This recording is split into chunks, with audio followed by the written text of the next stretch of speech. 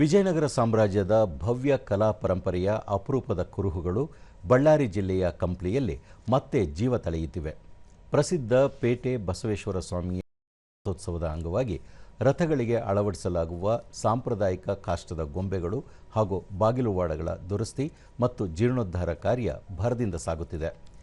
ಪರಂಪರಾಗತ ವಿಜಯನಗರ ಜನಪದ ಕುರಕಶಲ ಕಲಾವಿದ ದಿವಂಗತ ಪರಶುರಾಮಪ್ಪ ಚಿತ್ರಗಾರ ಅವರ ಕುಟುಂಬದ ಸದಸ್ಯರು ಒಟ್ಟಾಗಿ ಸೇರಿ ಶ್ರದ್ಧೆ ಮತ್ತು ನಿಷ್ಠೆಯಿಂದ ಈ ವಿಶಿಷ್ಟ ಕಾರ್ಯದಲ್ಲಿ ತೊಡಗಿಸಿಕೊಂಡಿದ್ದಾರೆ. ಜೋಡಿ ರಥಗಳ ಸೌಂದರ್ಯ ಹೆಚ್ಚಿಸುವ ನಿಟ್ಟಿನಲ್ಲಿ ನೂರಾರು ಕಾಷ್ಟದ ಕಲಾಕೃತಿಗಳಿಗೆ ಮರುಜೀವ ನೀಡಲಾಗುತ್ತಿದೆ. ಪ್ರತಿ ರಥಕ್ಕೆ 66 ಕಲಾಕೃತಿಗಳನ್ನು ಅಳವಡಿಸಲಾಗುತ್ತಿದ್ದು, 2 ರಥಗಳಿಗೆ ಬೇಕಾಗುವ ಬಾಗಿಲುವಾಡಗಳು, ಗೊಂಬೆಗಳು, ಸಿಂಹಗಳು, ಬಾಗಿಲುವಾಡದ ಪಟಗಳು ಹಾಗೂ ಡುಬುರಿ ಪಟಗಳನ್ನು ಆಕರ್ಷಕವಾಗಿ ದುರಸ್ತಿಗೊಳಿಸಲಾಗುತ್ತಿದೆ. ಇದರೊಂದಿಗೆ ರಥದ ಪ್ರಮುಖ ಆಕರ್ಷಣೆಗಳಾದ ನಂದಿ, ರಾವಣ, ಭೃಂಗಿ ಹಾಗೂ ದ್ವಾರಪಾಲಕರ ವಿಗ್ರಹಗಳ ದುರಸ್ತಿ ಕಾರ್ಯವು ಭರದಿಂದ ಸಾಗುತ್ತಿದೆ. ಈ ಕಾರ್ಯವು ಅತ್ಯಂತ ಶ್ರಮದಾಯಕ ಹಾಗೂ ಕೌಶಲಪೂರ್ಣವಾಗಿದ್ದು, ಮೊದಲು ಹಳೆಯ ಹಾಗೂ ಶಿಥಿಲಗೊಂಡ ಹೊದಿಕೆಗಳನ್ನು ತೆರವುಗೊಳಿಸಿ ಕಟ್ಟಿಗೆ ಪುಡಿ, ಹುಣಸೆ ಬೀಜದ ಅಂಟು ಮತ್ತು ಗೋಣಿತಟ್ಟಿನ ನಾರಿನಿಂದ ವಿಶೇಷ ಕಿಟ್ಟವನ್ನು ತಯಾರಿಸಲಾಗುತ್ತದೆ.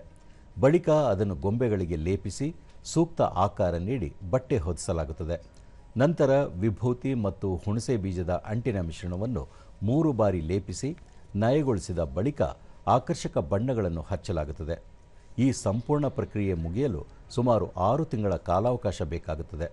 ಪರಂಪರೆಯ ಈ ಅಪರೂಪದ ಕರಕುಶಲ ಕಲೆ ನಶಿಸಿ ಹೋಗದಂತೆ ಚಿತ್ರಗಾರ ಕುಟುಂಬದ ಸದಸ್ಯರು ಒಗ್ಗಟ್ಟಿನಿಂದ ಶ್ರಮಿಸುತ್ತಿದ್ದಾರೆ.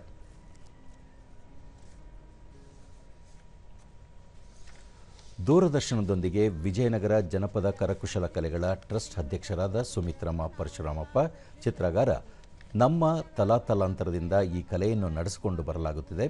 ಈ ಸಾಂಪ್ರದಾಯಿಕ ಕರಕುಶಲ ಕಲೆಯನ್ನು ಉಳಿಸುವ ನಿಟ್ಟಿನಲ್ಲಿ ಮಕ್ಕಳಿಗೆ ಹಾಗೂ ಸೊಸೆಯಂದಿರಿಗೂ ತರಬೇತಿ ನೀಡಲಾಗುತ್ತಿದೆ ಎಂದು ತಿಳಿಸಿದರು. ಆಮೇಲೆ ಅವ್ರು ಬಣ್ಣ ಚಾಲು ಮಾಡ್ತೀವಿ. ಗಣಪತಿ ಮಾಡ್ತೀವಿ, ಗೌರಿ ಮಾಡ್ತೀವಿ, ಮೊಣ್ಣತ್ ಮಾಡ್ತೀವಿ, ನಾಗಪ್ಪ ಮಾಡ್ತೀವಿ, ಎಲ್ಲ ಮಾಡ್ತೀವಿ, ಗೋಕುಲ ಮಾಡ್ತೀವಿ. ಚಿತ್ರಗಾರ ಕಿನ್ನಾಳ ಕಲೆಯನ್ನು ನಮ್ಮ ಕುಟುಂಬ ಮುಂದುವರೆಸಿಕೊಂಡು ಹೋಗುತ್ತಿದೆ. ದೇವಸ್ಥಾನದ ಸಮಿತಿಯವರು ಪ್ರತಿ 15 ಅಥವಾ 20 ವರ್ಷಗಳಿಗೊಮ್ಮೆ ಜೀರ್ಣೋದ್ಧಾರಕ್ಕೆ ತಿಳಿಸಿದಾಗ ನಮ್ಮ ಕುಟುಂಬದ ಎಲ್ಲ ಸದಸ್ಯರು 6 ತಿಂಗಳ ಕಾಲ ನಿತ್ಯ ಈ ಕಾರ್ಯದಲ್ಲಿ ತೊಡಗಿಕೊಳ್ಳುತ್ತೇವೆ ಎಂದರು.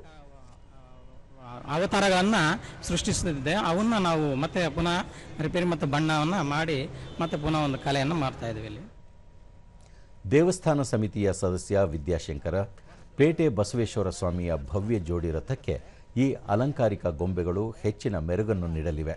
ಪ್ರಸ್ತುತ ಜೀರ್ಣೋದ್ಧಾರ ಕಾರ್ಯ ಅತ್ಯಂತ ಯಶಸ್ವಿಯಾಗಿ ನಡೆಯುತ್ತಿದೆ ಎಂದು ಹೇಳಿದರು. ಈಗ ಪರಶುರಾಮಪ್ಪ ಅವರ ವಂಶದಿಂದ ನಡ್ಕೊಂತ ಬರ್ತಿದ್ದಾರೆ.